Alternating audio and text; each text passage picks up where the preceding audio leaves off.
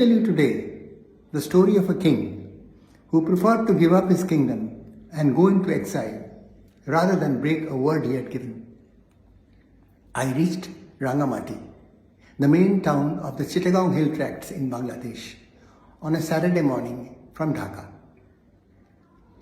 I was the UN expert assigned to assist the farmers in improving the efficiency of the transportation of their produce from the farm to the marketplace. As soon as I reached the UN office, I found Martin Jensen and Milan Chakma waiting for me. They were to assist me over the next month or so in my work. We sat down straight away to prepare a plan of action as we had little time. So by the end of the day, the plan of action was ready. Milan said, "Why don't I walk you down to your hotel where you would be staying?" I said, "Thank you very much, that would be a help." So we walked together to the Palace Hotel and I invited Milan in for a cup of tea. We sat down in the terrace overlooking a huge lake and I said, "Milan, why don't you tell me something about the Chittagong hill tracts?" He said, "With pleasure." The hill tracts have been our home for many, many centuries, we and 15 other tribes. We were very happy till about the time the British were here. But in 1947, the subcontinent gained independence and it was divided into two countries, India and Pakistan, as you know. I said yes. And Pakistan further into two halves, West Pakistan and East Pakistan. And we, as the Chittagong hill tracts were in the east, they were included in East Pakistan. So we went to Pandit Nehru in New Delhi and requested him to include us inside India rather than in East Pakistan. But that didn't come about. So we continued to be in East Pakistan and continued to live our lives till about 1962, when the Karnafuli River was dammed by the government of Pakistan. And this dam over the river created an enormous lake, the Kaptai Lake. And the Kaptai Lake inundated the town of Rangamati, our main town. This was the old Rangamati. Where you're sitting today is the new Rangamati. It inundated all buildings, all large trees and arable land. It must have been a time of terrible distress. I said, Milan said, quietly, he said, yes, it was a time of great difficulty. But our king told us that there was little we could do to conduct ourselves. He told us to conduct ourselves with dignity, which we did. So some 82,000 people moved to higher ground and formed the new town of Rangamati, which you see today. I said, "You have a king?" He said, "Yes, we have a king, Raja Tridiv Roy." His mother's, the grandfather from his mother's side is Brahmananda Keshav Chandra Sen, famous man, he is. So we formed a new town and we started our lives afresh. Things were fine. And till about 1971, when general elections were called by the government of Pakistan, our king, who was close to the government of Pakistan, gave his word to the government of Pakistan to support them. So the general elections were held and one party from East Pakistan emerged as the leading party, the Awami League. Milan looked at his watch and said, "Amitabh, why, can I leave now? I need to get back home." I said, "Yes, of course, I'm sorry to have kept you waiting." The next morning we met and we continued with our work, but we didn't discuss this matter any further. For the next 3 weeks or so, we had a hectic time in visiting various marketplaces and farmers, warehousing agents, middlemen, and transportation people. Till one day, we found that we had completed our work this side and we decided to go across the lake to the other side of the Kaptai Lake to meet the farmers and visit the markets on the other side. Martin said the UNDP launch would take us there, and that the launch would be available 2 days later.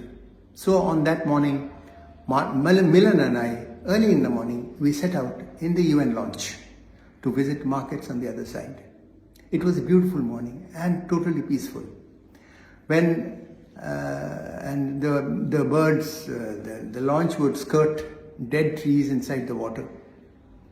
I spoke to Milan. I said, Milan, why don't you tell me about the elections that were held in 1971?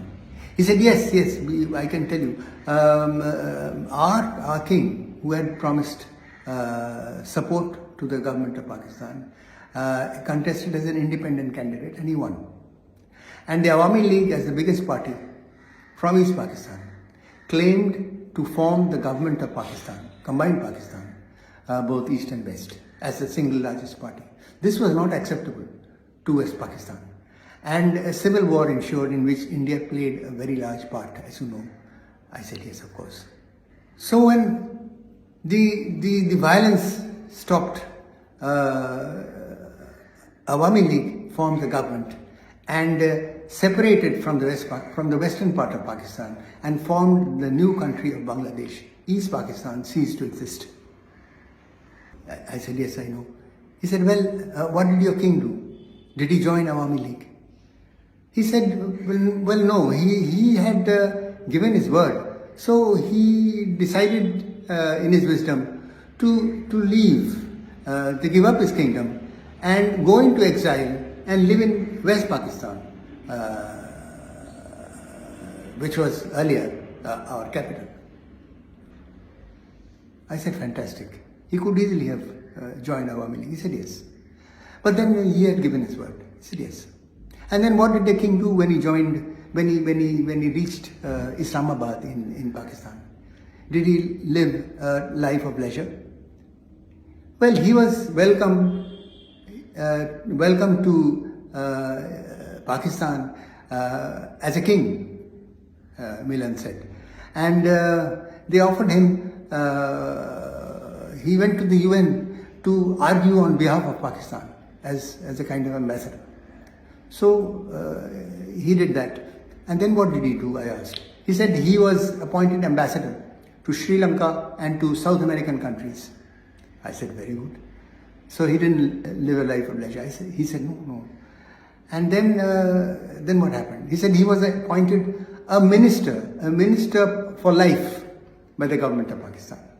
I said, rare honors, which is quite fantastic for a person. He said, yes, tribute fit for a king. I said, then did he finally sort of retire? He said, no, he didn't. They offered him the presidentship of Pakistan. I said, this is unbelievable. He was offered the presidentship of Pakistan. He said, yes, he was offered the presidentship of Pakistan. So I asked him, did he prove to be a good president? Milan looked at me and said, well, he didn't accept the presidentship. I said, why not? Here is a man who left his kingdom and he didn't accept the presidentship. Milan said, no. You see, the constitution of Pakistan specifies that the president must be a Muslim. But our king, Raja Tridiv Roy, was a Buddhist. So he preferred not to convert, you see. That is why he didn't accept the presidentship of Pakistan.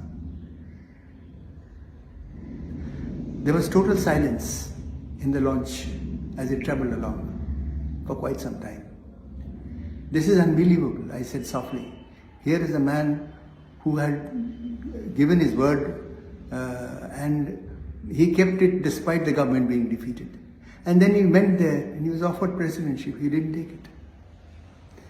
Milan looked at me and said that we are Chakmas, Amitabha. We give our word. It was, and in his case, it was a king's word. So he kept it. I kept quiet, marveling at what I had heard. And the launch driver said we were close to the shore. So we made plans to step ashore and go and visit the markets on the other side. Thank you.